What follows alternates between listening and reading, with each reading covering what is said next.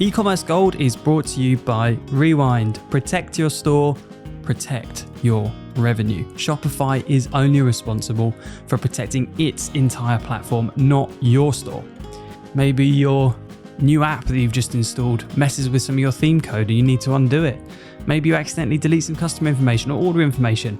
Maybe your store goes down and you quickly need to get it back up. All of these things can be done by Rewind.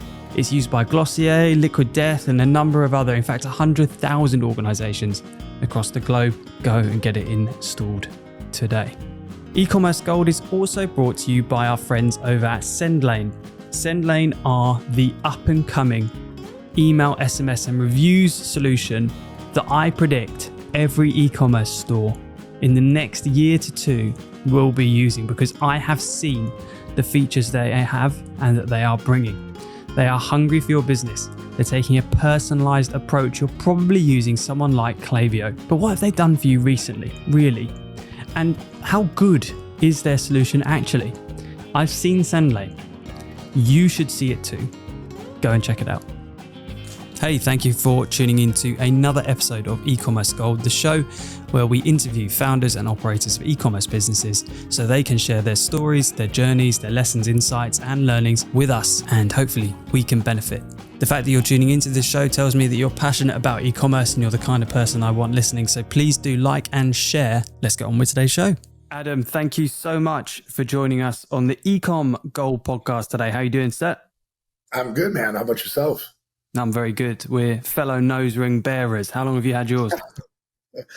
Almost 2 years, something like that. Almost 2 years. I wanted to get it years ago. I mean, probably 10 years ago, I told my wife, and she's like, that'll look lame. She's like, then I was about to turn 40 and I went and got it done and she loved it. And I'm like, you said it was going to look lame. Yeah. Jesus, you look good for 40, bro. What's your secret? 40, I'm 41. The secret, working out, decent sleep. I've always prioritized sleep. I've prioritized good food since a young age, and I smoke a lot of weed, so I keep my stress low, which can be highly beneficial with aging, as I don't get as many wrinkles from being out all the time. Is that legal where you're at, smoking weed? Yes. I guess I should have, in our pre-notes, asked if mentioning the cannabis is all right. But, Sure. It is legal. It is legal. I've lived in fully legal states. There's a loophole in Texas, which is really interesting, that some really savvy entrepreneurs have caught on to, which is that THCA, which isn't a carbonized strand of THC, so the acid, the A, is still on it. But when it's burned, it then becomes psychoactive. But when it's not burned, it's non-psychoactive. So it's there's a loophole, so you can now buy it in Texas legally, which is pretty fucking amazing. Smart. They find any way. Who can blame them? Industry. Hey, it's true. It's true capitalism, and there's an opportunity, there's an offer, and there's a market. So it's pretty amazing to see people do those things, as long as it's safe. Well, yeah, it's fairly safe anyway, I think. But I've always been interested. I know you've been in fitness, and you can tell everyone a little bit about your fitness journey if you wouldn't mind in a minute. But how do you balance? Because how does weed? How does it go hand in hand with it? Because I think the greatest athletes in the world probably have smoked weed on a pretty fairly regular basis. It reduces your your sympathetic, parasympathetic nervous system response. So say if you're trying to recover faster because you have 2-a-day training as a professional athlete, you smoke weed in between, your body's going to go into a recovery mode a lot quicker and come down, because you're dealing with adrenaline and norepinephrine. So you're dealing with these neurochemicals that are heightened at a state of, competition or, intense lifting. So there's that. And then there's reducing delayed onset muscle soreness. I don't, and there's a lot of back and forth science. I'm not a scientist, right? So I'm not a doctor, but there's a lot of back and forth of whether or not it affects your lungs in the same way that cigarette smoke does. I personally, as well as a lot of people, have no problem running 10, 15 miles, right? So I don't know if that is necessarily true. And my peak heart rate, my ability of going at a very high heart rate for a very long period of time is pretty fucking up there, right? It's in the upper like 98th, 99th percentile. So when I think about that and the fact that I've been, a daily weed smoker for, 15 years, that it's not affecting that. So, I mean, you're not passionate about fitness. It's part of your DNA, I would say. You might disagree, but Yeah. weed as well seems to be a bit of a passion for you. Is that your next business, do you think? Some kind of crossover there? No, I mean, I've played around with the idea of doing some collabs with Strong Coffee. I always want to have my finger on like the pulse of culture, right? I feel that building a brand is more than just selling a product, right? So for me, I've looked at, some pretty different ideas that a normal like coffee company wouldn't look at, like doing a THC collab, and doing like a release in like MedMen in California with like a cannabis company, or, doing something with like people who are doing like Amanita mascara, which is like a psilocybin type, mushroom, where it's like, oh, you could do Amanita mascara with like instant coffee and make this product that people could kind of get like a little bit of like a hippie flip in the morning, get their brain moving on like a micro dose of mushroom. When you say mascara, you mean like the makeup? No. So it's an Amanita mascara.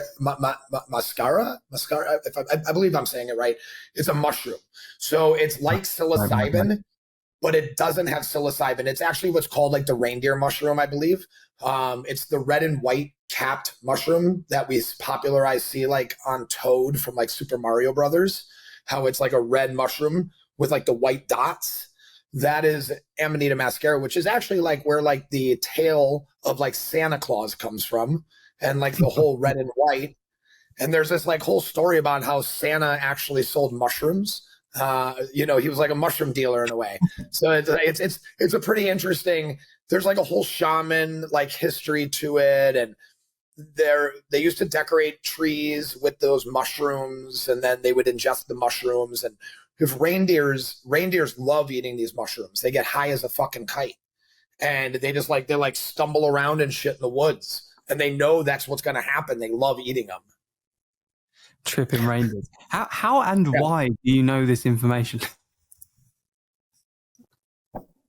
Deep passion of health and fitness, laced with trauma, right? So when I once was told, like, if you find yourself in hell, just keep going, right? So I have used other means to understand how to like continue to go forward through trauma. And at first it was, weed helped me a lot with certain things.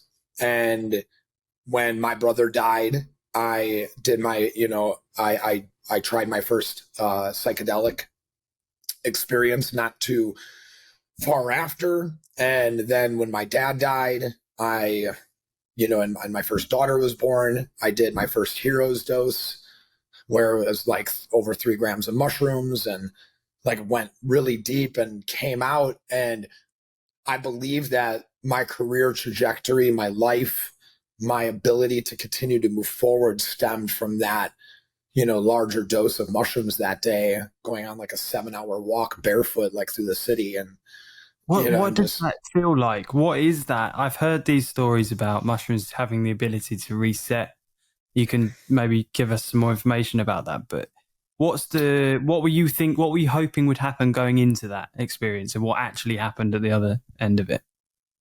Yeah, I mean, the idea of being able to cut through fear and anxiety and these voices and just have a deeper connection with your inner self versus like all these things that are layered upon you through others' experiences and through what people tell you the world is like.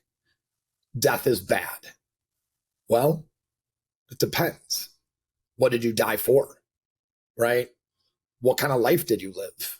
Right? Like, instead of being sad about somebody passing, maybe you could celebrate their life, right? Instead of mourning it.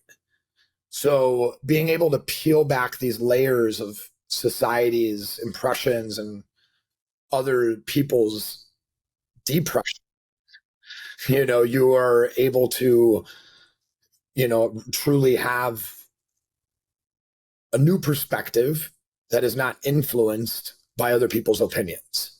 And because the mind is stretched, it cannot go back to its original shape or form. It sounds so would you recommend it? Would you recommend it? And if so, who to? Is it? I think everybody in the world should do 3 grams of mushrooms right now. Unless you have predisposed schizophrenia or some type of kind of bipolar type of thing going on that's super deep, like bad, like no, right? Again, not a doctor, not a scientist, but I do know that you should not do that if that's a thing that runs in your family. But if you are depressed and you are taking antidepressants, if you are on anti-anxiety medication, if you are on any of those things, if you are dealing with post-traumatic stress disorder, 3 grams of mushrooms, I mean, the studies that they are doing, military athletes, with military and athletes with post-traumatic stress disorder is absolutely bonkers. They're saying like 2-3 gram doses, and these people's like suicidal, thoughts are just completely gone. Years later, an old client of mine. So this is another connection of what I have to this. I've had a lot of clients in my life when I was a coach, and I got to that elite status that believed highly in psychedelics. And then I started learning that much more about them.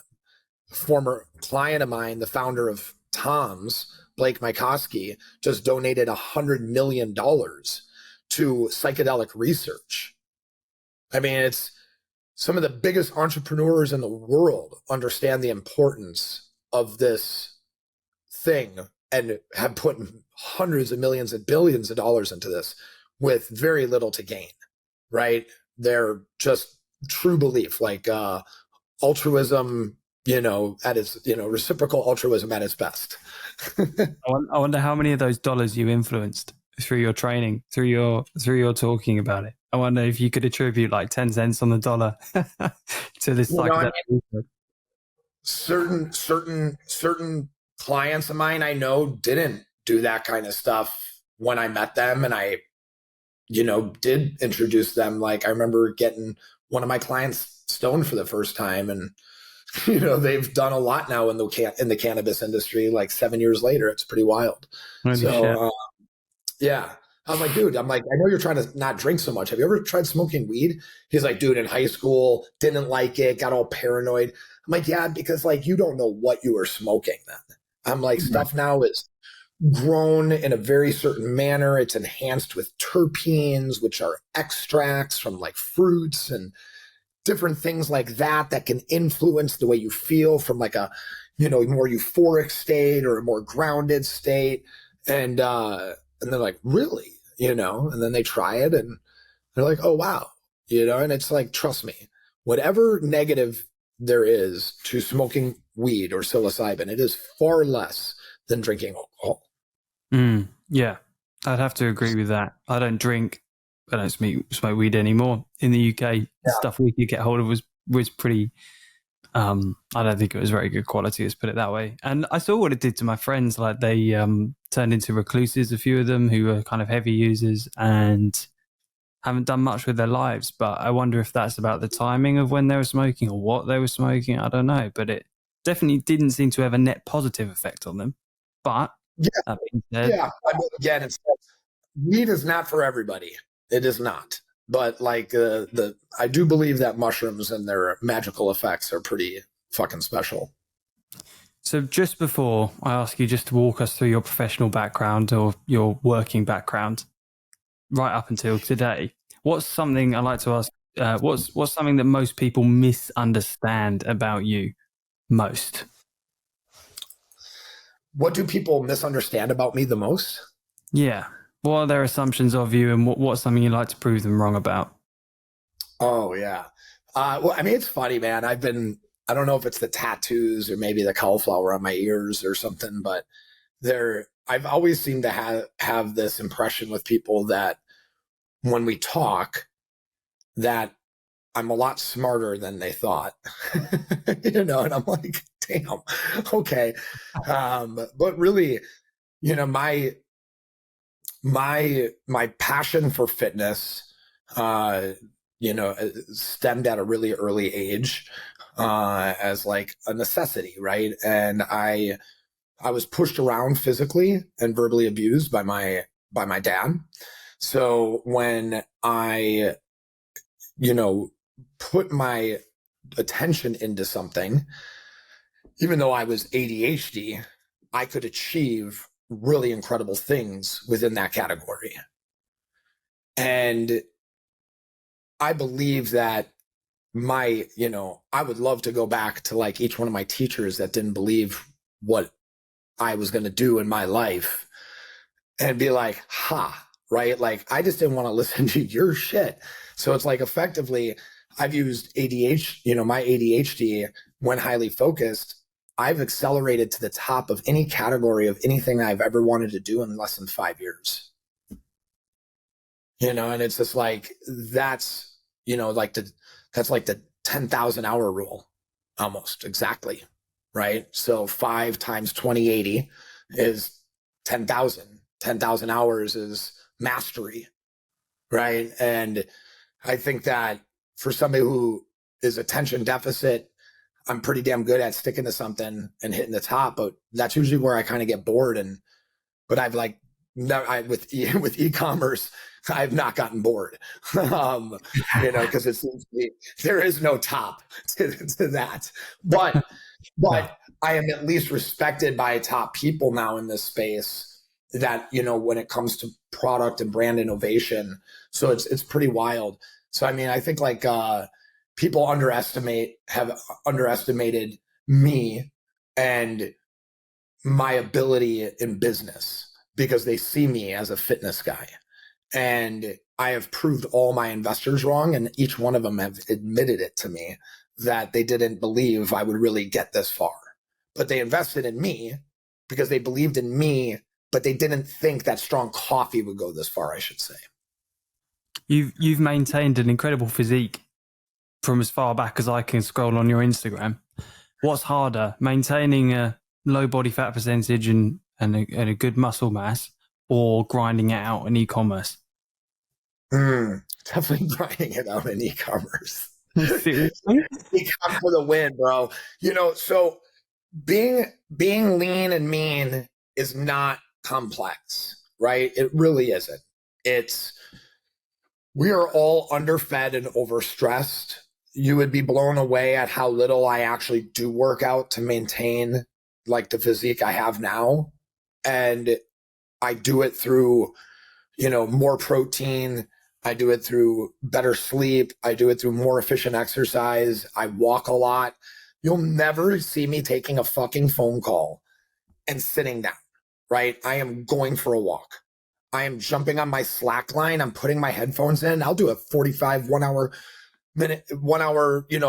full on conversation while walking back and forth on my Slack line, doing pistol squats intermittently or, whatever. Like, I've literally fallen off my Slack line while in the middle of the conference and like didn't tell anybody. I'm like,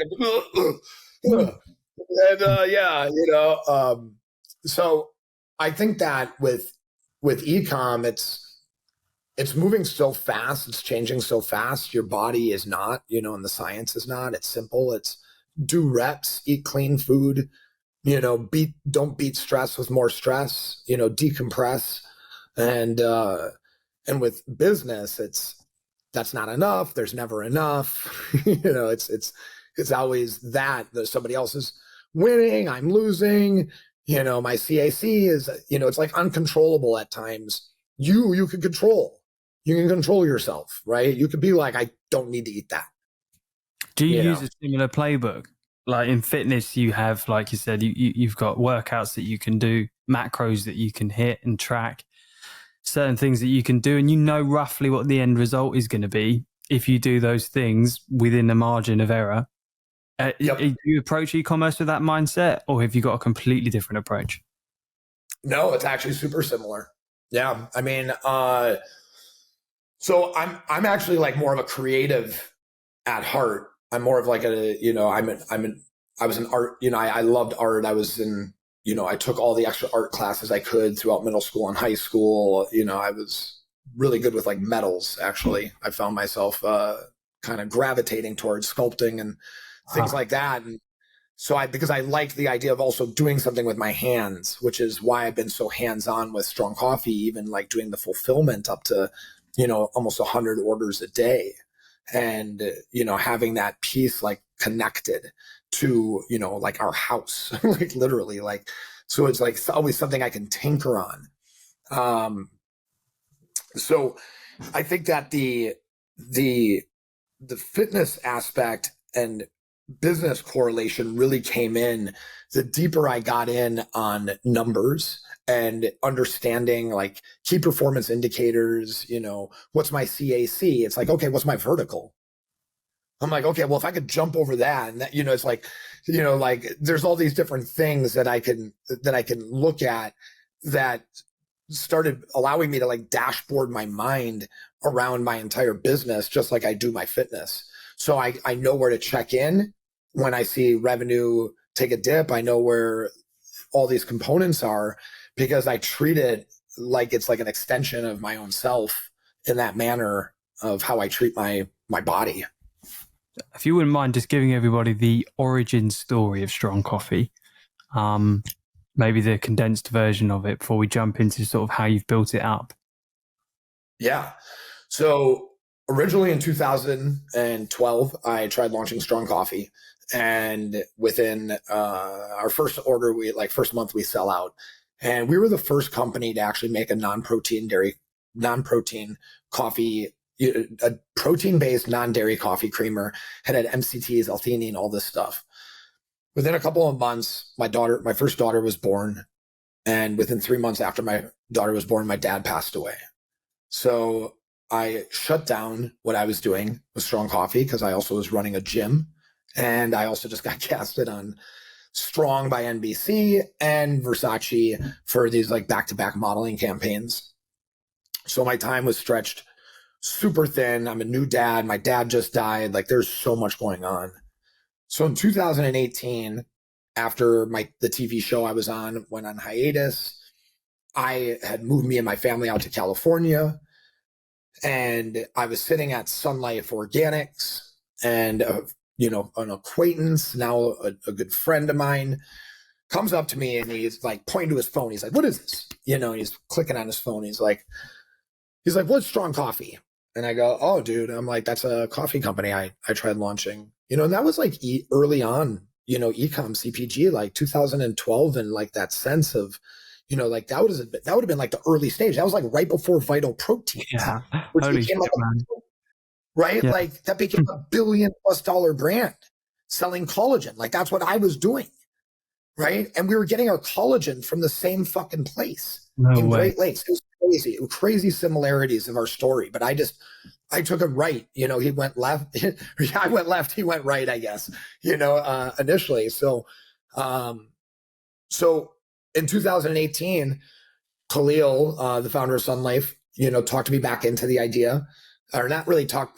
He convinced me. He was like, "Hey man, like you should launch this. It's going to be like your legacy." So he talked me into it, and I hopped on my phone, and this is now like a part of a process that I teach everybody is like, first, when you have an idea that you think is great, you go to the USPTO, you check for trademarks. Then you go to GoDaddy. Then you go to Instagram. If it passes those 3 boxes, I'm like, then it's a great fucking name. And it's like, that's exactly what I did right there. So I went through those amazed 3. You got Strong Coffee Company. Like, how was that available?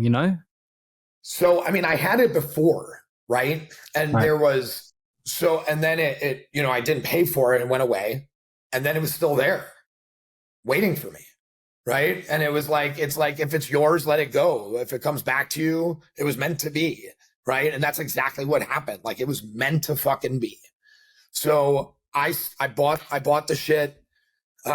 Within like 3 months, I had within 3 months, I had a co-packer and a working sample. And the idea had changed.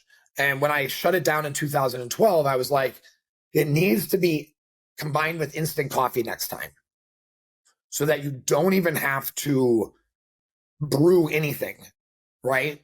And it will be built for like the modern America to match almost the global trend that almost like 70% of other people use instant coffee, right? Like coffee consumers throughout like Europe to, Africa to, it's like, it's such widely used versus like we believe they're like, everybody's doing French pour overs and super, it's like, no, that's not what's happening. So only in America, the carbon footprint wise, instant coffee is actually better for the entire planet on a carbon footprint level. Right. So, I mean, it's like the fact that we're not doing it on a country level more pronounced is pretty wild to me for a country that acts like they care so much about the environment. So I was like, instant coffee, it's got to be combined with that. So it was, all right, find high quality instant coffee. It's like, got to taste good. We'll combine it with these incredible ingredients, proteins, healthy fats, nootropics, things that will enhance the coffee experience. Because honestly, coffee is a letdown, right? It's like coffee does like a fifth of what you imagine it's going to do, right?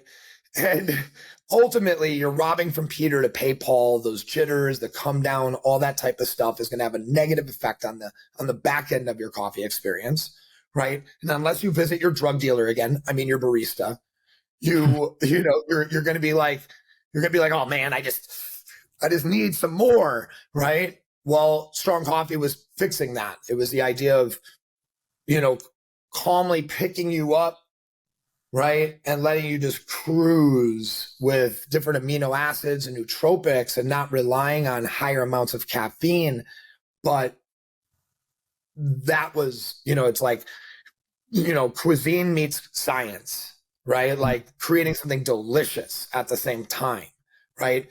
And very early on after launching Strong Coffee, and so I had these samples, I tested them at trade shows that I was getting free booths at because I was emceeing on stages in return for free booths. And I would just have the product there and I'd have surveys, ask them what they think of it. Next event, I'd have a new variation. By the time I launched it, I think I was on like my 7th or 8th variation of, formula before actually putting it in a product. And got an investor, small angel investor who was a brand new client. He ran out of coffee that day. And I showed up that day, first day, tries the coffee because I happen to have like 2 cups left in this container, meant to be. I make a cup for him and his wife. They asked me if there's more. I said, no. They say, how do we get more? I said, I need money. They said, how much? They gave me that much. They didn't give it to me. I gave them a piece of my company, but it was the idea was to just create a delicious cup of coffee that did more for you. And ultimately, it was short work for me to make it happen because I believed in it so much that it was all I could think about. Right. And I'm like training like the world's best people. I'm like this celebrity, this pro athlete, like making killer money. And I let all that go once I launched this.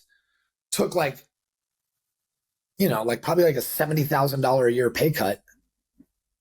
And became a born again entrepreneur.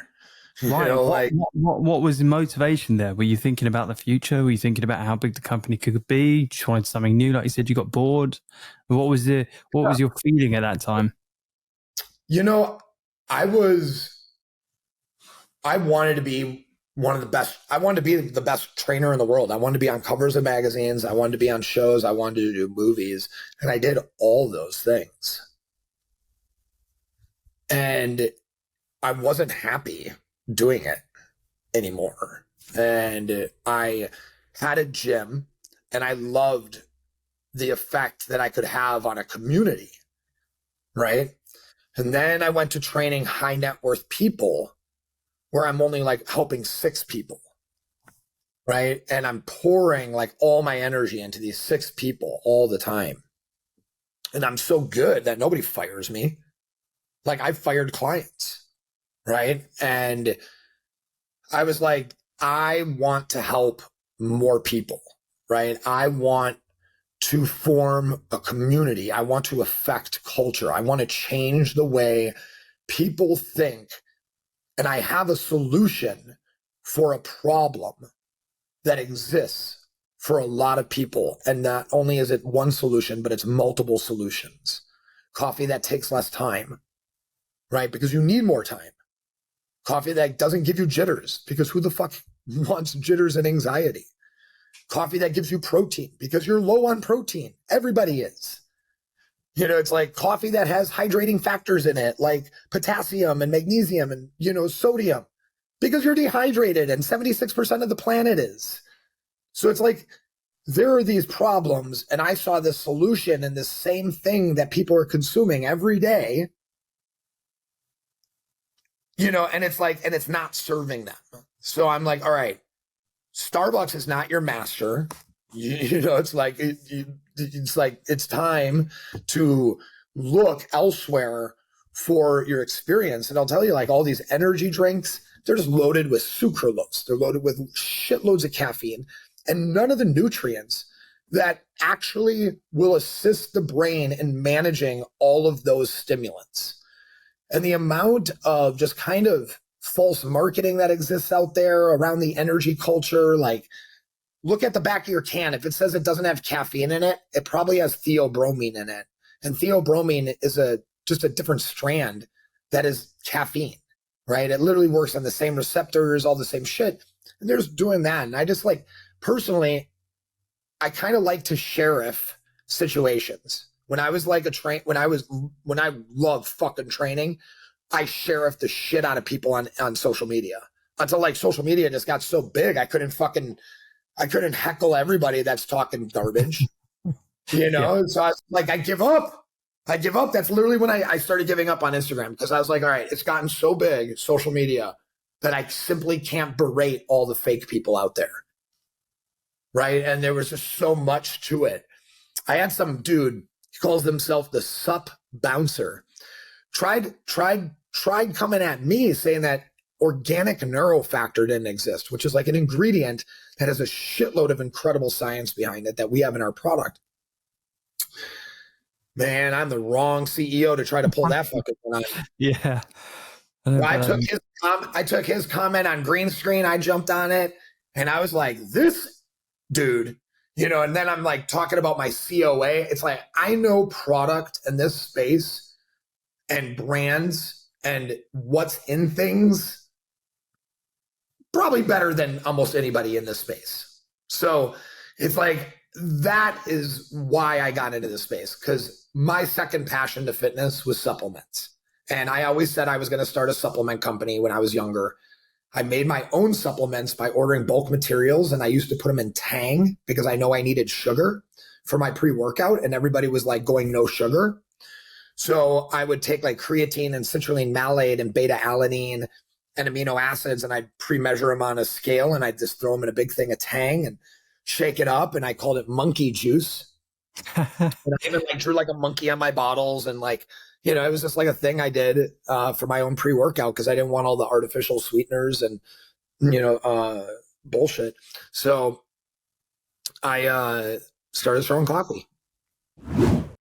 SendLane are taking an incredibly personalized approach to win the email market. They're coming up with innovative features. They're plugging the gaps we all wish were plugged by Klaviyo. They have an incredibly awesome email, SMS, and reviews solution. And it's no wonder that they're the talk of the e-commerce town. And I would highly, highly encourage you to get on their radar. Go check them out if you haven't already. Grab a demo, get booked in. It's probably the solution for you.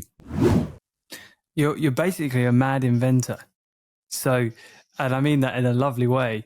You know, I love all of the things that you're doing there. It reminds me a lot of the guy, I can't remember, who sort of co-founded Nike, Bowerman or whatever his name was, who was constantly fiddling with shoes to try and make them better and come up with his own sort of, you know, patterns and ways to improve the product.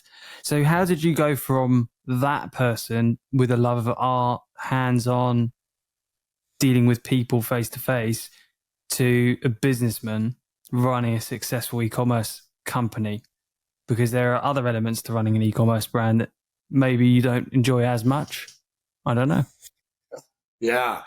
I mean, admittingly, I have never in 5 years up until like this last 6 months have ever done any financial accounting. Like, never once looked at a profit and loss statement. Ever. Fuck that. Like, that is not how I'm making decisions in Strong Coffee.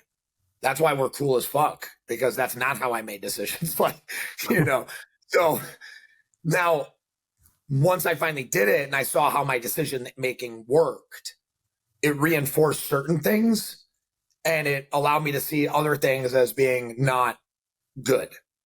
Right. And I'm like, got it. Check. So when I look at, you know, doing business, I have really, you know, leaned into my electrical route, my electrician days, when I was a union electrician. And for 5 years, I was taught to get to this place where I could run a job, right? And that job would entail 10,000 pieces of information, right?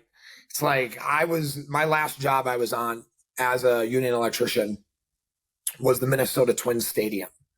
And I was given a pile of schematics and shipment dates of boxes of lights and these like metal structures and these schematics that had measurements and all these different things on it.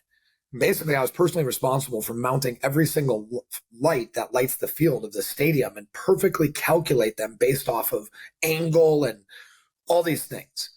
So I knew that I could take all these pieces, a million pieces, and put it into this one thing, right? I could take this exploded diagram and I could see it and I could consolidate it into this single finite thing that works: electricity, pipe, light, right? And follow all the rules in between. Less than 180 degrees of bend, no junction boxes here, like all these laws, right? So I was really good at all of a sudden understanding product development. I understood claims and benefits and how to work around FDA regulations and stay up to date with them, just like I had to stay up to date with like electrical codes, right? And because like electrical code is like literally becoming a lawyer. I mean, you're given a book like this big that has like section A, reference 1B, go to section T, go to page 143 unless, and you're like, pfft. So there's all this happening. And I said, okay, like, you created a brand, you created an incredible product. It's like, create a community. And I just kept leaning on the things that I was really good at. Mm-hmm. And as I got to a certain place where you couldn't just rely on what you were good at, I looked, how far can I go before hiring somebody else? And I went maybe like a couple months at that point, I hired somebody else, right? So it's like, okay. What was your first hire? What was that hire? It was a operator, email writer, like a assistant operator / copy email guy. So somebody that somebody who could read paperwork and fill in things. That's all I gave a shit about. That's all I wanted to sign off on. Right. Yeah.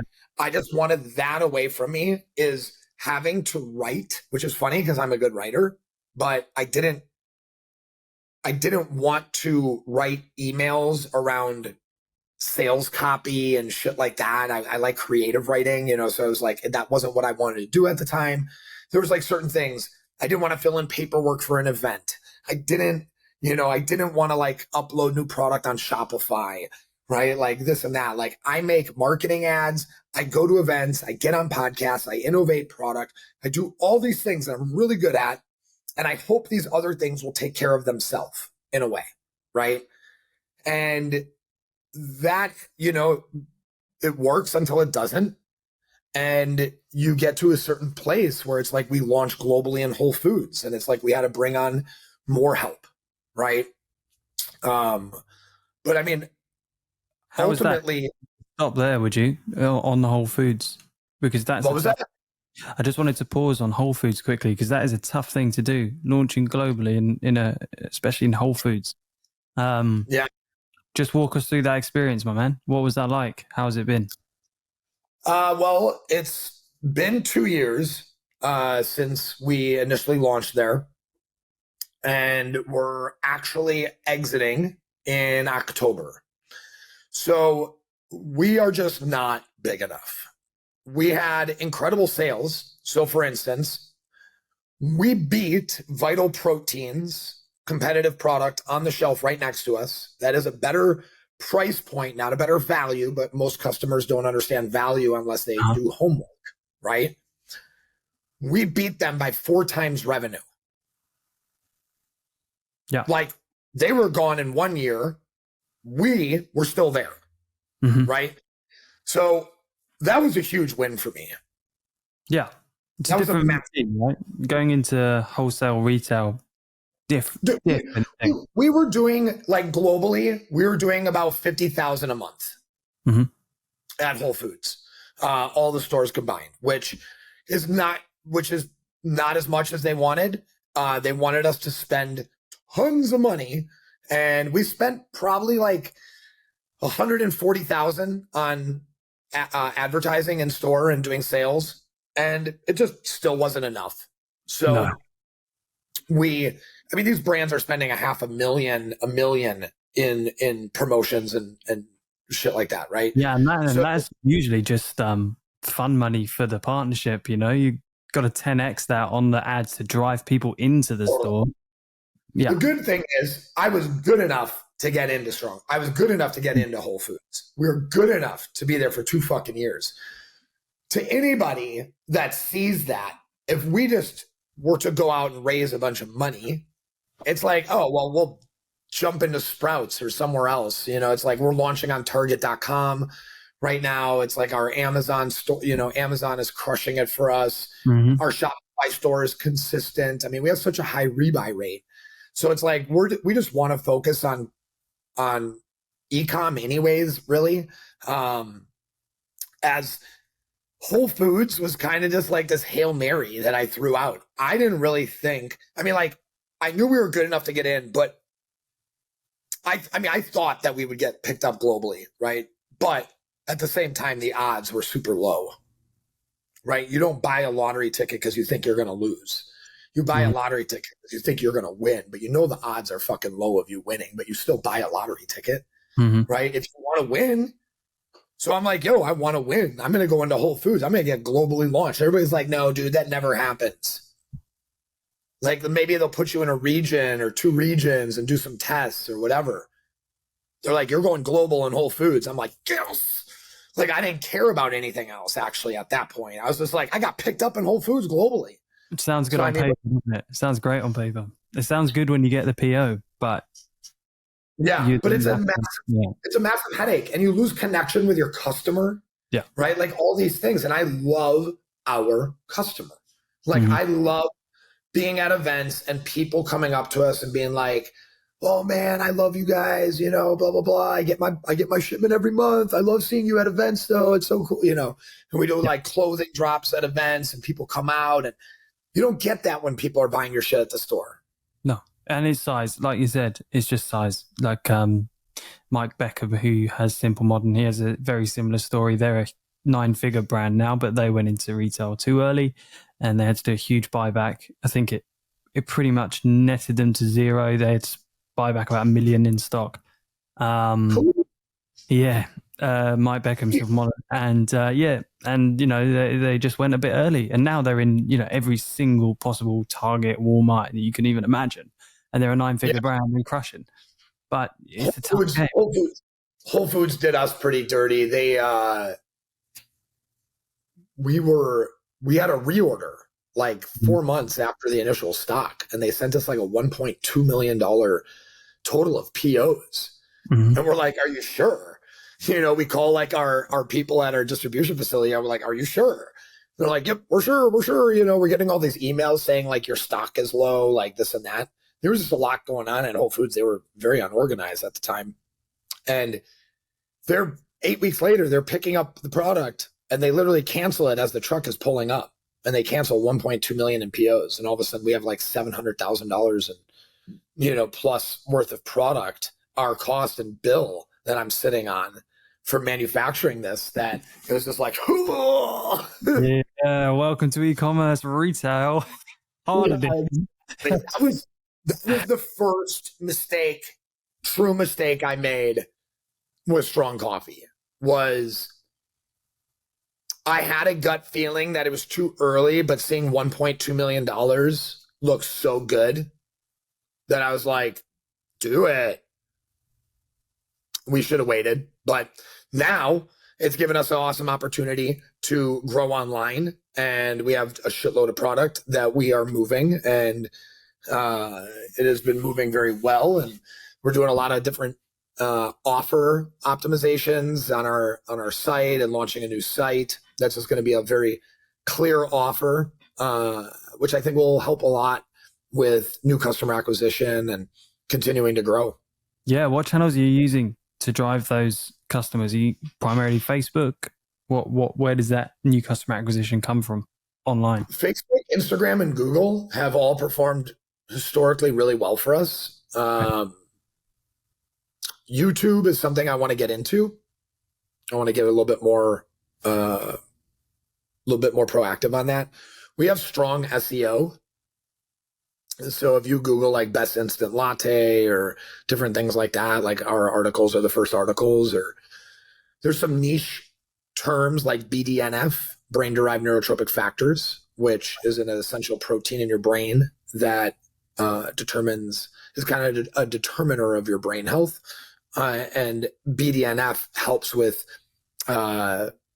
forming new neurons and neurological health.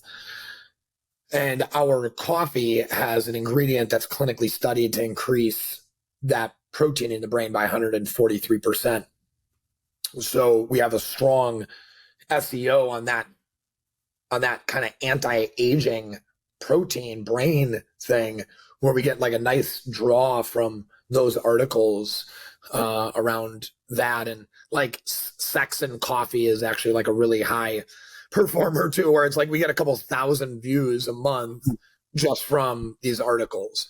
So we've done a little bit of that old school, like SEO, and then we get huge influxes from being mentioned on podcasts or being on a podcast. When I was looking at like my cohorts from like last year in January, when we were mentioned on Joe Rogan for like 3 minutes, our cohorts was like 3,000, new customers. It was like holy shit. And the next one was like 1,500, and then it drops to like 600. And it's like, whoa. But we have a high rebuy rate. We have a low CAC, and are you first purchase profitable? Primarily, I mean, imagine you are, but are you first purchase profitable? If someone buys, like, what's the minimum unit they can buy online? Like 6, is it? I think 6 what? What was the minimum amount they can buy online? I think I looked earlier, but I can't remember what it was. It's 6. The boxes. Oh, yeah, that's the lowest cost product you can get. That's been crushing it for us, is selling those bulk boxes of the product. That's like our overage stock. So we're like, fuck it. Let's just sell whole cases of it. So we don't even have to like break it down in our fulfillment center, repack it, anything. We just throw a sticker on the shipment pack box and get it out and give people an awesome savings. Is been crushing it for us.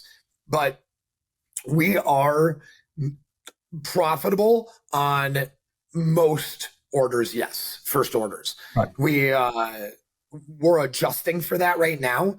So our AOV went down when we introduced the travel packs versus the bags, because the price point was almost $10 less. Right. So that brought our AOV down significantly. So we realized we had to bundle the travel packs in boxes of 2 versus in boxes of 1. So you have to get 14 servings in travel packs or 12 servings. So kind of like, but like showing like a savings. It's like, hey, you still can buy 1 box, but you're going to save if you get this. Yeah. And so we're kind of creating that new sales, offer to drive our current AOV about up $10 more is our hope. And then we would be extremely profitable on our first order, which would be fucking awesome. And our LTV is nice, but like if you could increase AOV, then clearly it's more likely that lifetime value will go up over long term as well. Because if we could get more product in somebody's hands, if we can get them to try it for 30 days straight, they won't like the way regular coffee makes them feel anymore. Right. So that for me is like a big deal, is getting somebody to really get away from coffee for long enough to understand the difference of how you feel on this versus how you'll feel on that. Rewind really is table stakes for any e-commerce store. It backs your store up consistently, and it offers you an undo button just in case something was to go wrong on your store, which, let's be honest, can happen. And it also provides you a staging environment so that you can have a carbon copy of your live environment to do all your good testing on, your QA, try new ideas, and not have to worry about breaking something on the live environment. Check code conflicts, app conflicts, everything in between. It's a must-have. Go and install it. That big a difference, huh? So you're going to do a good job. I imagine you've got some scalability left in Facebook and places like that. You can probably get to, I don't know where you are right now, but like at least mid 8 figures just doing that. And then are there any other like supplement brands that you think have done a really good job? Good quality ingredients, great product, but then have managed to diversify or use their brand power and positioning just to really, hit the home run in the space that you think is worth emulating, or even just any brands, but I say supplements because your stuff in that arena. Yeah. Anyone like Ghost? Ghost I thought did a pretty good job with their marketing. Some of the old school fitness brands. I mean, are you going to follow some of those more traditional fitness brands, or are you going to try and carve your own route? I know there's been some interesting coffee brands like Chamberlain Coffee and people like that have used influencers to sort of leverage their sales. Have you got a game plan for what's next, or are you just sort of playing day by day? Yeah, I mean, I definitely have a plan. We spend, I'll give you an insight of 2022 because I don't want to talk about 2023 yet, but we're a small family company, right? We give off the perception that we're much bigger. I have put very little of outside capital into the company. In 2021, we did 600,000 in digital sales. In 2022, we did 1.3 million and we spent 89,000 on digital ads. Wow. And that was it. Amazing. So how did you do that? Where did those sales come from? Do you think? Having a high quality product and a significant network of individuals landed us, me being on Skinny Confidential, which is a massive podcast, Yeah. And our product was talked about on Joe Rogan twice by Knees Over Toes, which was not, we had no fucking idea. I mean, it almost fucked us. Like, we ran out of product and we like couldn't fill our subscribers. You know, there was like, it wasn't like we're so thankful it happened, but it's not like we were like, oh, do that, man. You know, like, no, we just were working out. He tried the coffee for the first time. Ben, the guy that does Knees Over Toes. And he was like, dude, I fucking love it. This solves all my problems. I want protein in the morning. I want coffee, but I don't want my stomach to like, you know, bother me from an empty stomach, but I like need, and you know, like, and he's like, this is incredible. It tastes so good, you know?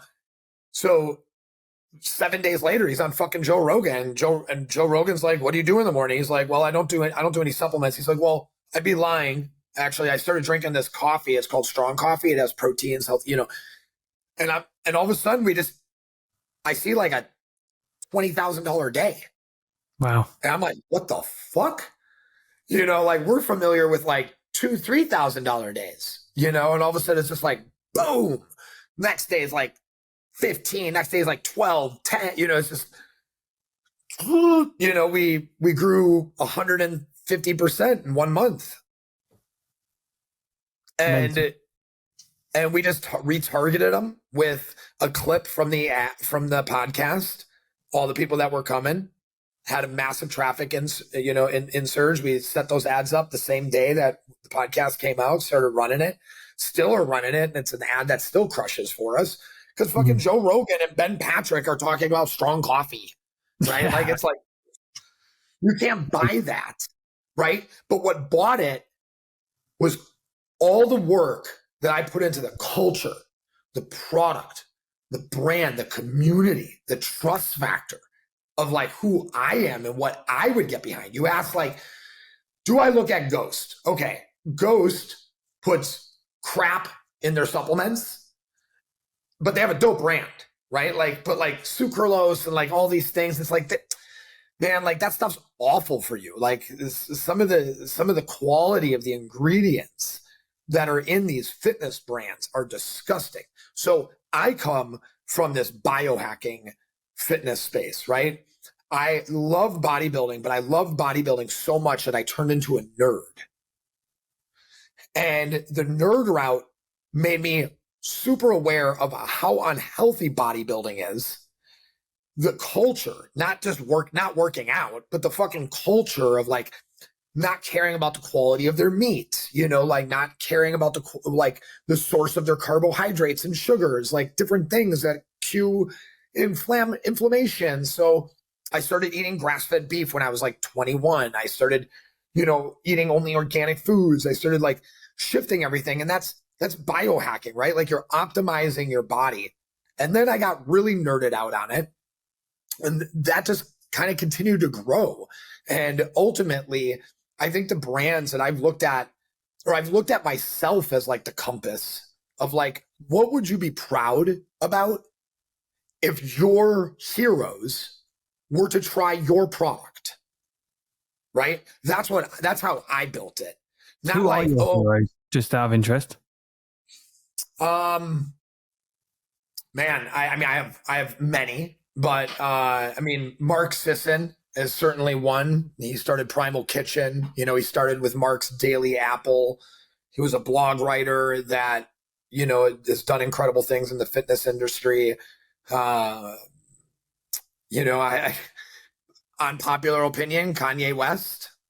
I mean, the guy owns his shit. You know, I mean, he said some stupid stuff, but I'm not condoning anything he has said, but he is an incredible creator. He has his mind is insane, and he doesn't hear no in his head. He hears yes. And I think that's pretty amazing.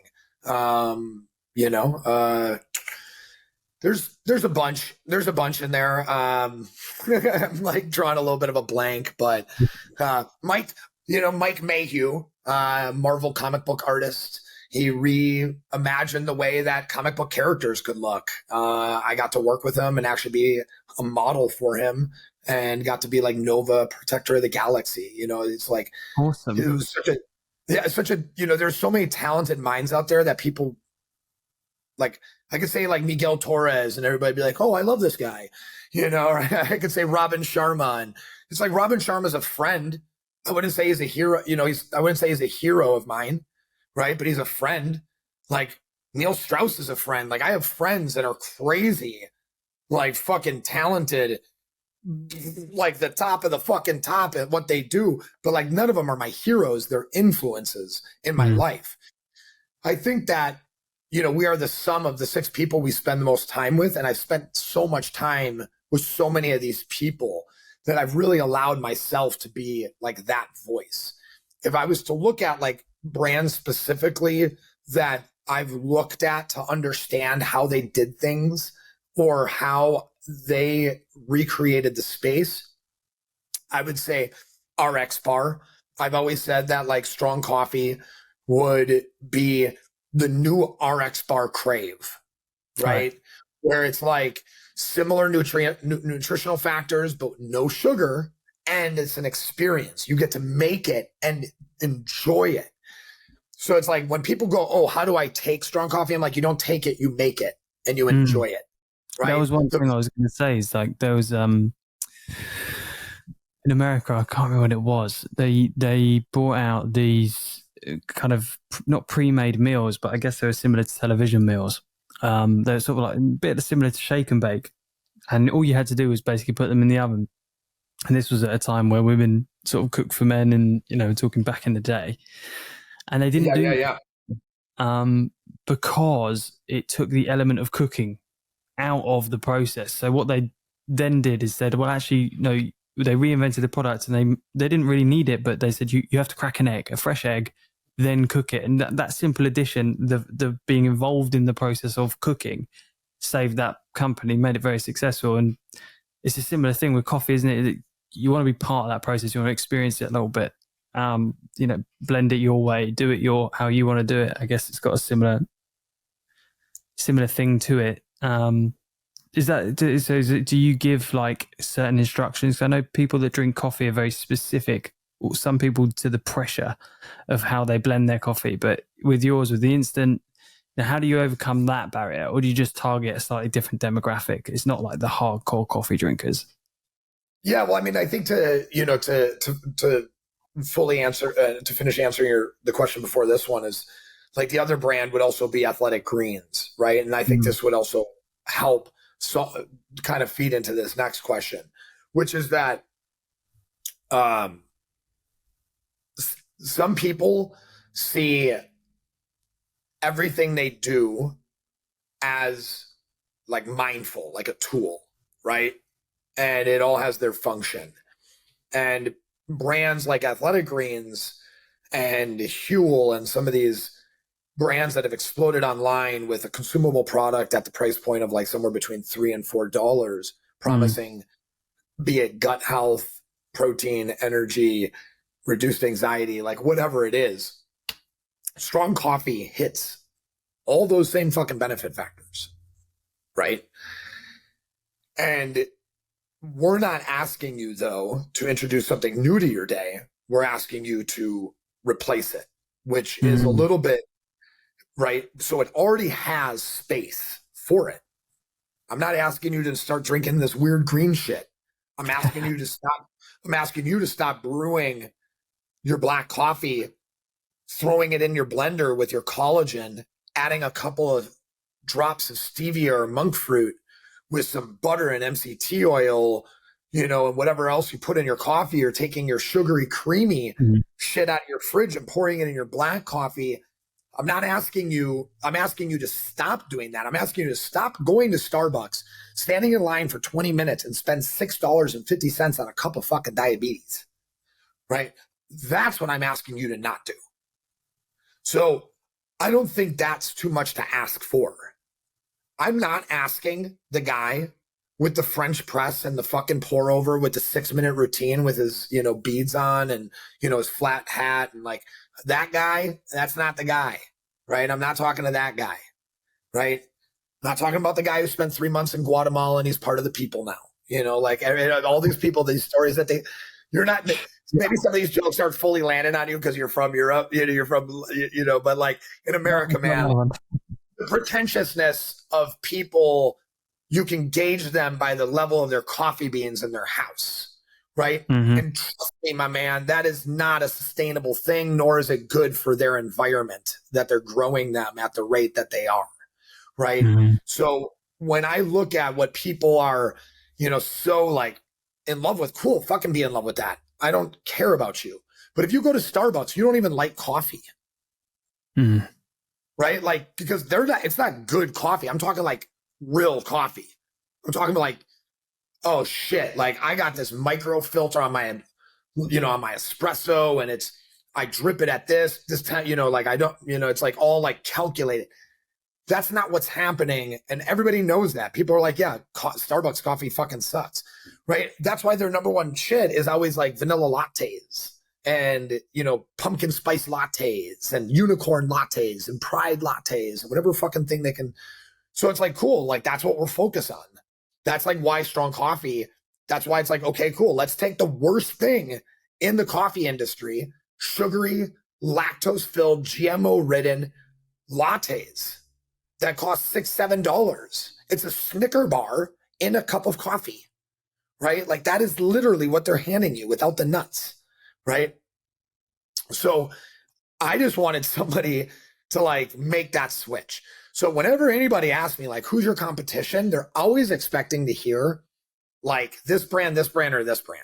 And I'm always like Starbucks, fucking Dunkin' Donuts. Right. And they're like, that's a big opponent.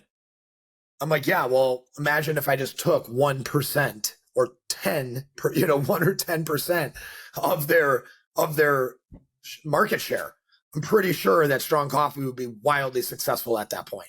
I mean, that's got to be $100 million, right? And it fucking is. It's like, all right, so that if we were doing 100 million plus a year and it was taken from Starbucks, I will have done my job. Mm-hmm. Or Starbucks can buy me. Or Starbucks can buy me. Right? Would you sell though? I would totally sell to Starbucks. I would totally sell to Starbucks. I would stop bashing them then as well. Right? But I would totally sell to them under the stipulation that they wouldn't change the formula. Mm-hmm. Right? It's like, make this like, hey, if you want to like try to improve the flavor, cool, but we can't allow these ingredients. So work around that. Right? There will be no sucralose in strong coffee. But I promise you, this is my thought, right? Is that they once believed in skinny lattes. It was literally the thing that created the kind of the real like women drink coffee and it's delicious, right? Was the skinny latte, because all of a sudden you could have a skinny latte and not get fat. Well, strong is the new skinny, right? Nobody wants to be fucking skinny. People want to be full body. People want to be full body abled. So Starbucks, when you're done fucking around, trying to make your own protein disgusting shit, or making instant lattes that nobody wants to buy because they're not delicious. It's like, buy strong coffee at a fair price of $50 million right now. There you go, Starbucks, if you're listening, which you may well be. He's open.